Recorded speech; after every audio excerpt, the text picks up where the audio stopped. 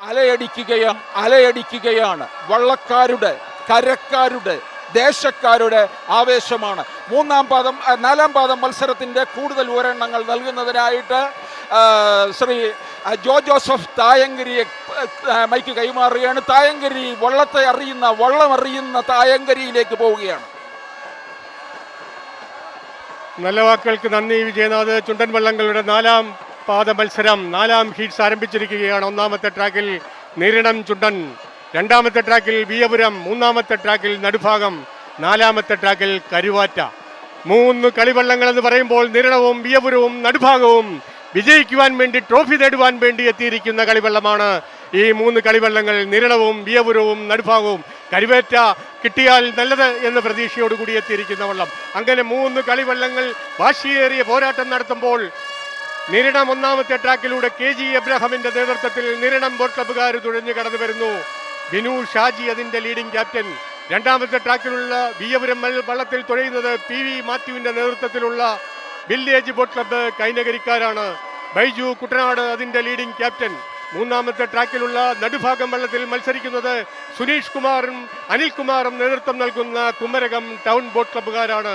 നാലാമത്തെ ട്രാക്കിലുള്ള കരുവേറ്റ വള്ളത്തിൽ അജിത് കുമാർ കാരിച്ചാലും അഭിലാഷ് ഷേവൂറും നയിക്കുന്ന ടൗൺ ബോട്ട് ക്ലബ്ബ് കാരിച്ചാൽ.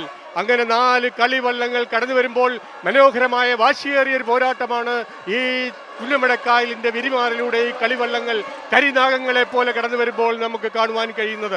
ഇഞ്ചോടിഞ്ചുള്ള പോരാട്ടം എന്ന് തീർച്ചയായും പറയുവാൻ കഴിയും. കാരണം 3 കളിവള്ളങ്ങൾ ഞാൻ നേരത്തെ പറഞ്ഞതുപോലെ അവർ ഒരേ തുല്യ ശക്തികളാണ്. വിജയിക്കുവാൻ വേണ്ടി കടന്നു വരികയാണ്.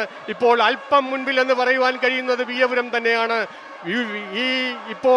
ഇപ്പോൾ പുന്നമടയുടെ രാജാവ് വിയപുരം. പള്ളാത്തുരുത്തി ബോട്ട് ക്ലബ്ബുകാർ തുഴയുന്ന, അല്ലെങ്കിൽ പള്ളാത്തുരുത്തി ബോട്ട് ക്ലബ്ബുകാർ കഴിഞ്ഞ വർഷം തുഴഞ്ഞ് ട്രോഫി കരസ്ഥമാക്കിയ വിയപുരം വില്ലേജ് ബോട്ട് ക്ലബ്ബുകാർ ഇക്കുറി തുഴഞ്ഞ് അവർ കടന്നു വരുന്നു. അവരല്പം മുന്നിലാണോ എന്ന് സംശയിക്കേണ്ടിയിരിക്കുന്നു. പക്ഷേ അല്ല.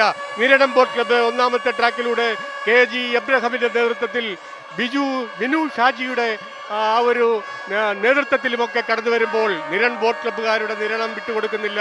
വിയപുരവും നടുഭാഗവും നിരണവും തമ്മിലുള്ള ഒരു പോരാട്ടം.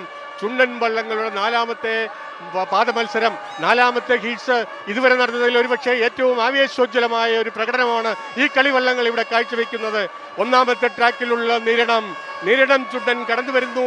ഇതാ ഒന്നാമത്തെ ട്രാക്കിലൂടെ, രണ്ടാമത്തെ ട്രാക്കിലൂടെ ഇത് ആകാശപ്പറവുകളെ പോലെ കടന്നു വരുന്നു. വിയപുരം വള്ളം PV മാത്യുവിന്റെ നേതൃത്വത്തിൽ വില്ലേജ് ബോട്ട് ക്ലബ്ബ് കൈനകരിക്കാർ തുഴഞ്ഞ് കുമരകം ടൗൺ ബോട്ട് ക്ലബ്ബിന്റെ നടുഭാഗം. നേരത്തെ പറഞ്ഞു, പണ്ഡിറ്റ് ജവഹർലാൽ നെഹ്റുവിന്റെ പാദസ്പർശമേറ്റ ആദ്യത്തെ ചുണ്ടൻ വള്ളമായ നടുഭാഗത്തിന്റെ പിന്മുറക്കാരനായ പുതിയ നടുഭാഗം 3ാമത്തെ ട്രാക്കിലൂടെ കടന്നു വരുമ്പോൾ ഇഞ്ചോടിഞ്ചുള്ള പോരാട്ടം, ഒരു ഫൈനലിനെ തോൽപ്പിക്കത്തക്ക രീതിയിലുള്ള പോരാട്ടം.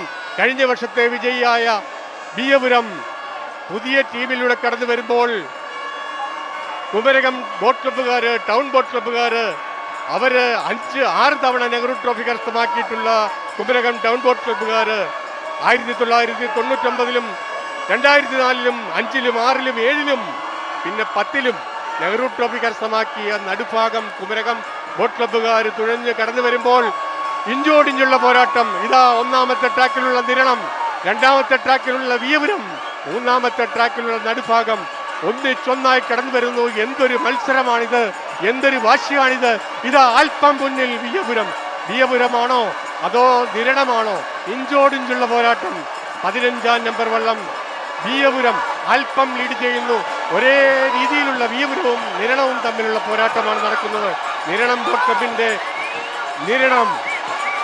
ബോട്ട് ക്ലബിന്റെ വിയപുരം വില്ലേജ് ബോട്ട് ക്ലബ്ബ് കൈനകരിക്കാതെ പറയുന്ന വിയപുരം ഒരേ രീതിയിലുള്ള പോരാട്ടം. ഇതാ കണ്ണുകൾക്ക് വിയപുരമാണോ നിരണമാണോ?